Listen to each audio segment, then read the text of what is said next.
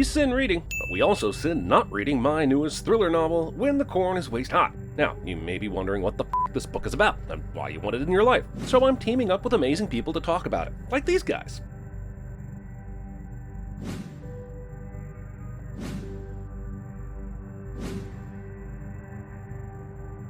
So here's your don't take my word for it, take their word for it cliche. And seriously, thanks for all your support and for claiming your copy of my book today.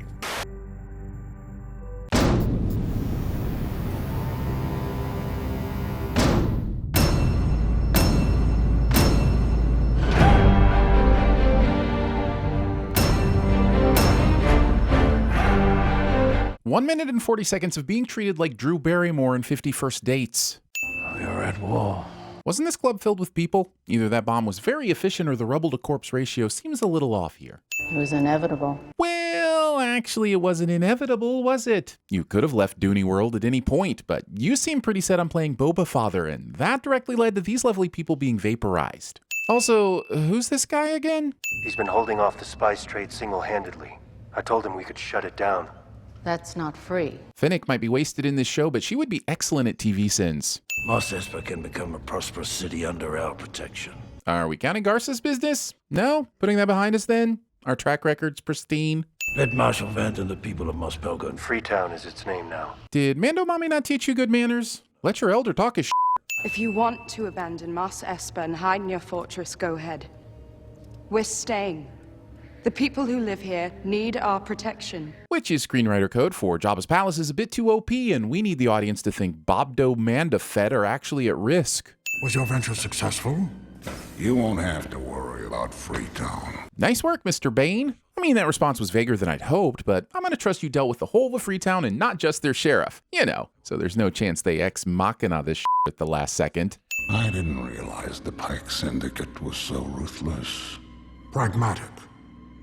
They were charging us protection. Justifying tribal displacement.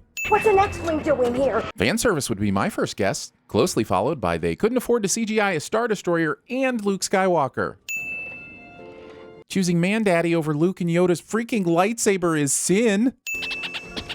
I know an astromech flew the ship. Good. As long as you know that and we know that, we can all go on happily knowing that we know all the things that need to be known to enjoy Grogu's convenient arrival in the finale. The Mandalorian? Roll commercials. I said what I said. Bring him some dung worms. I know Grogu has eaten many questionable things, but who parasites is where I draw my line. Oh, keep your dome on. Considering how powerless R2 is to prevent Peli from taking Grogu here, I have to wonder why Luke thought it was a good idea. What if this had been literally anyone else on Tatooine? Synchronized Captain Morganing. Chrysanthemum is in Trandoshan territory. I think Finnick needs to brush up on her Wikipedia knowledge. This is an absolute liability, but I guess one-armed Trandoshans are about to become all the rage. All our flanks are covered.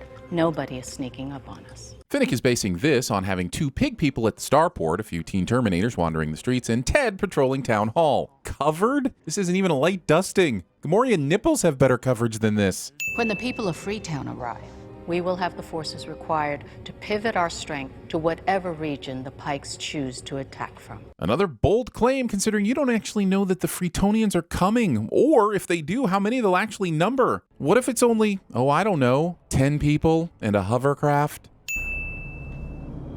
Slow cowboy eye contact reveal cliche. I thought I smelled something. Can you smell while wearing that helmet? Either Cad Bane smells of fresh bantha fodder and gym socks, or Boba's trying to diminish his morale. Regardless, both of these things smell of bad etiquette. If that's not the quackter calling the stifling slimy.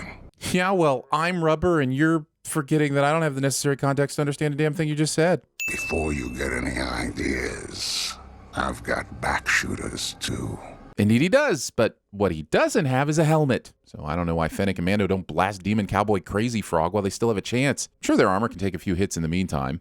You mean the one that massacred your Tuscan family and blamed it on a speed bike gang? Which means that Boba murdered the gang for a crime they didn't commit. Yes, they were by no means good guys, but maybe you should gather a bit more information than a suspiciously obvious gang tag before dispensing your pew-pews of justice. Why aren't the mods shooting first? You have time to make comms to your allies, but have no time to shoot them based on your observation? The mods watching all these aliens take their time fumbling with weapons they barely know how to use tells me that judgment is not the mod's strong suit. I thought we had a treaty.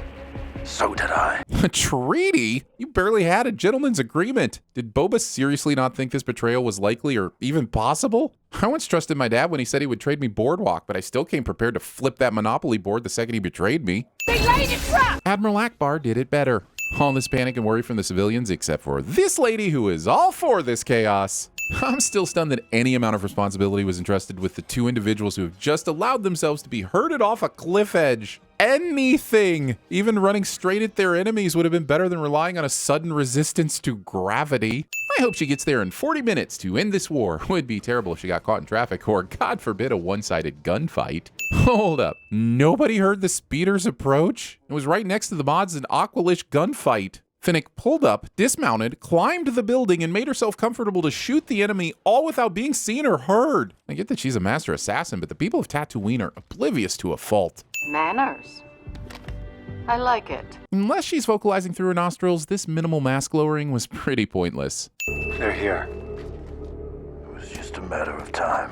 Indeed it was, so why are you still here? The idea was to protect the people of Mos Espa, but since your plan has gone out of the airlock, aren't they better served by drawing the Pikes back to the more defensible palace and away from all the civilian homes? Also, I'm no bounty hunter, but you already had one visitor. Don't you think it might be better to move around a little so you're not in an already known place? Maybe a flanking position or up high on the rooftops? I feel like this is bounty hunting 101. All three Gotras of Mos Espa turned on us. Putting trust into crime lords? Yeah, they gotcha good. I have no compunction whatsoever, genuflecting or even groveling if needs be. What about any veneration, obsequience, or general sycophancy that might be needed? See, I have a thesaurus too, and it doesn't make me any less annoying either. Read it to me, tailhead. That's racist. Visual definition of getting kneecapped. Also, why does Boba's built-in arsenal only function along the Y-axis?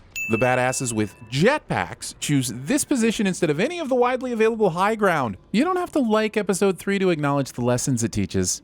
Why are 12 people hiding behind this one tank? There's more coverage to your left and right. I do believe you can die with honor if it's not done with stupidity.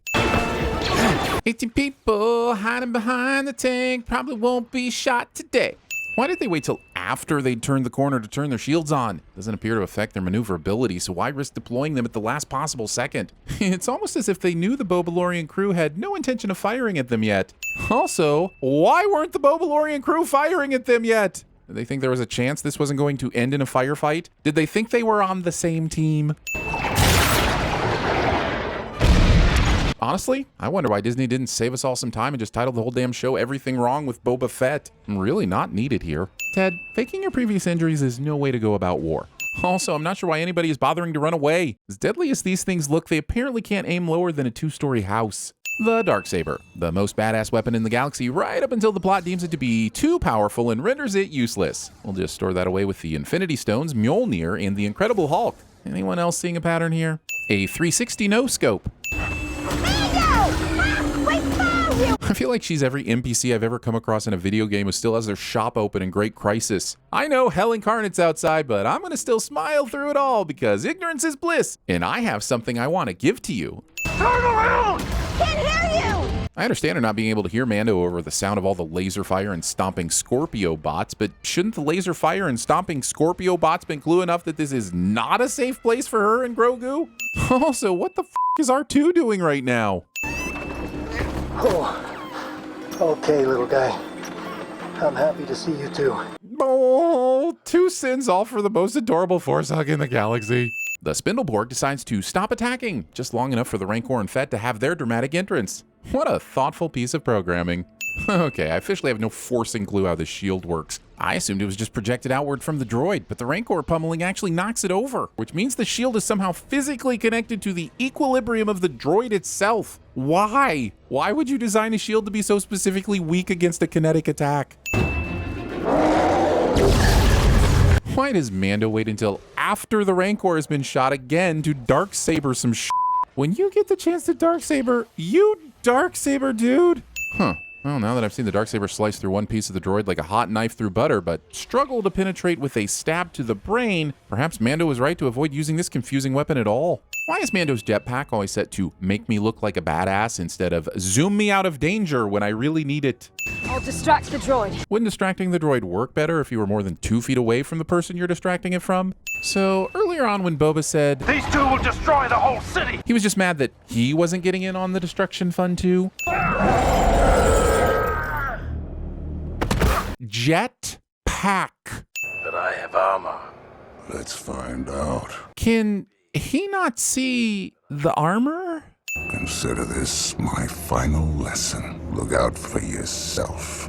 Anything else is weakness. Giving life advice to someone you're about to murder. Boba assumes this single stab to the chest has killed Cad Bane. This is especially complacent considering how much insanely unsurvivable shit we know that Boba has survived. Will anybody ever go for the head? Why does it seem to be baked into every mega monster's genes to climb the tallest tower and be as cinematic as possible? Waiting 50 minutes for something that takes all of 1 minute to do. I'm really trying to think of a single situation where a bipedal droid makes sense on a desert planet. Is it just to give people something to laugh at? Why does it have to be the right arm? Well, because if it was the left arm, it'd feel like a stranger was doing it. I prefer for these things to feel personal. We are not suited for this. Then what the f have the last 7 episodes been about? No. Kids, I have to hope at least one person on the Boba team was like, hey, isn't it a bit shitty the fans of The Mandalorian are going to be confused as f at the start of season 3? Do we really have to force them to watch every second of content in order to keep up? Of course, any further protests would have been met with a swift force choke by a hooded figure with dimly lit mouse-like features as it rasps in disgust. This is the way.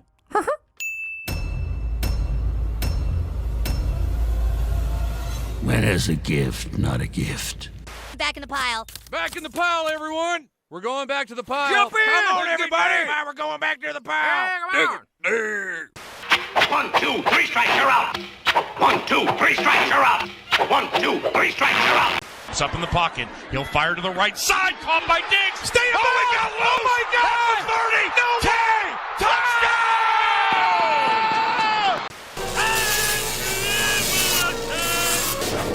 Do it! What's your angle? My God, how can you be so obtuse? What did you call me? I've never seen anything like this before! Seeing Korra, how impressive was that?